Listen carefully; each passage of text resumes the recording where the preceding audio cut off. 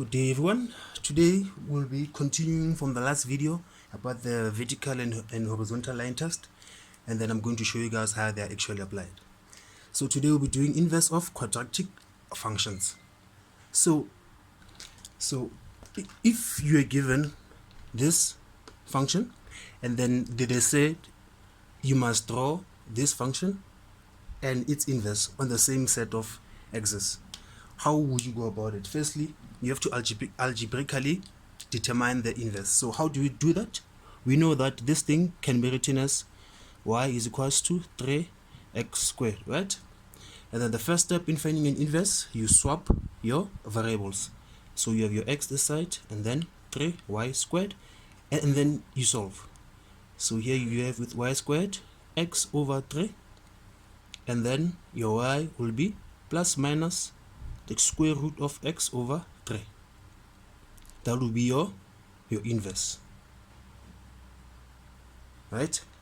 Now, let's get to sketching. The original graph, this one, it looks something like this, the original graph.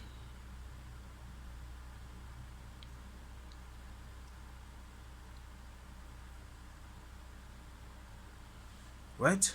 Yes.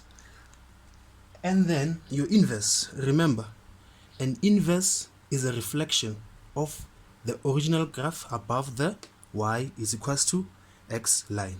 So the inverse of this graph, it will give us something like this.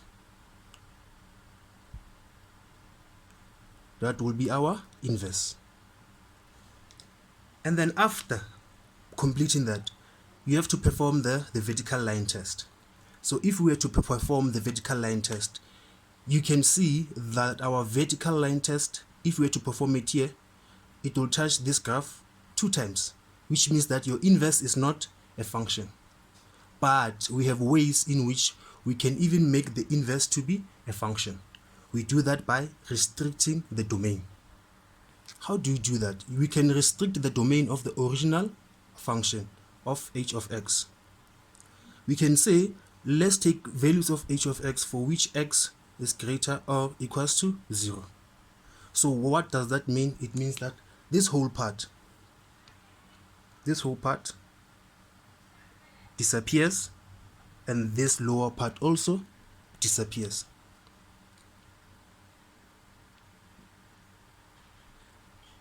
And then after restricting the domain for which you only take values of x greater or equals to 0, you can see now that this function now will pass the vertical line test, because if I were to draw the vertical line test here, it's going to touch this inverse only at one place.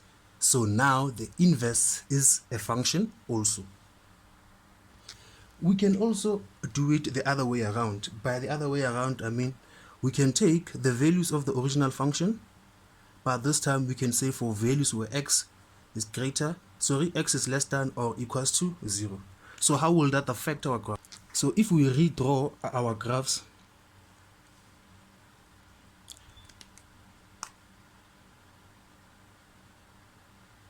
and now we take only the values of x that are smaller or less than 0, it means that this portion of the graph is not going to be there.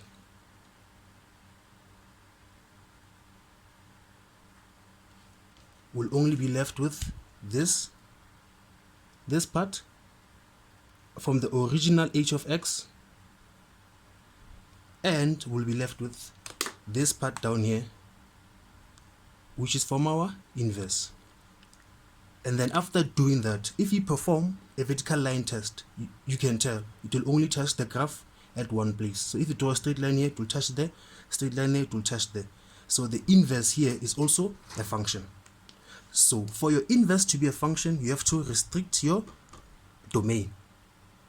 And then this shows you that if you take values of x greater than 0, we'll get this one where you have the original one going that way up and the inverse going this side up, and then the other side disappears.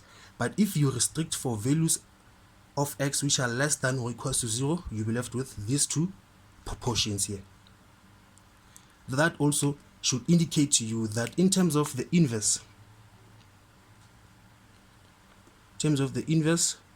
and the function,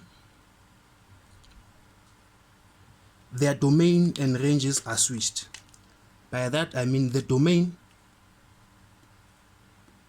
of the inverse, it's the range of the function. Then the range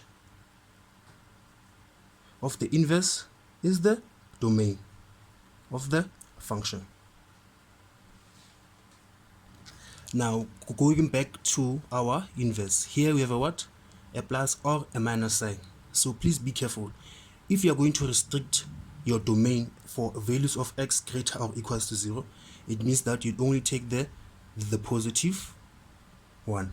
But then if you are restricting from x less than or equals to 0, it means that you'll take the negative one. So this one, this inverse we drew here, is for x is equals to or less than 0. So pay close attention to this sign here, this plus and minus sign here. If you are taking for x greater than 0, you take the positive one and you leave the minus one out. If you are taking for x less than or equals to 0, you take the negative one. Another example I would like us to look at is finding the inverse algebraically. So meaning that you already know that you have to swap your x's and everything, but there are also some examples where you need to apply something extra for you to get the inverse. So this one is one of those examples. So if you're given this and then you're told to algebraically find its inverse, how would you go about it? So as I said, this can be written as y is equals to x squared minus 6x plus 2, right?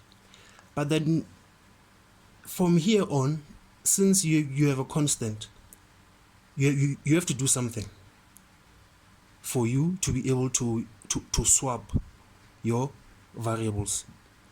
So I'll say complete the square, because here if you complete the square, you will have x squared minus 6x plus 3 squared minus 3 squared plus 2. From here on, you can see that you can now factorize the whole thing.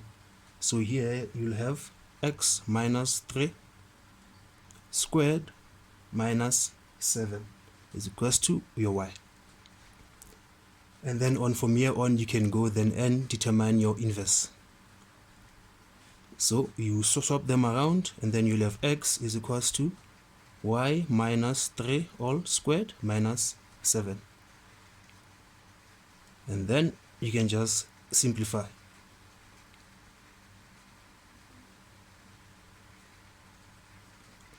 And then your inverse function will be plus minus square root of x plus 7 plus 3.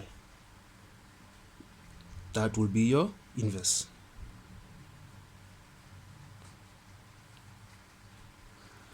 And that will be it for the day. So if you like the content, please comment, subscribe, like, and share. Thank you.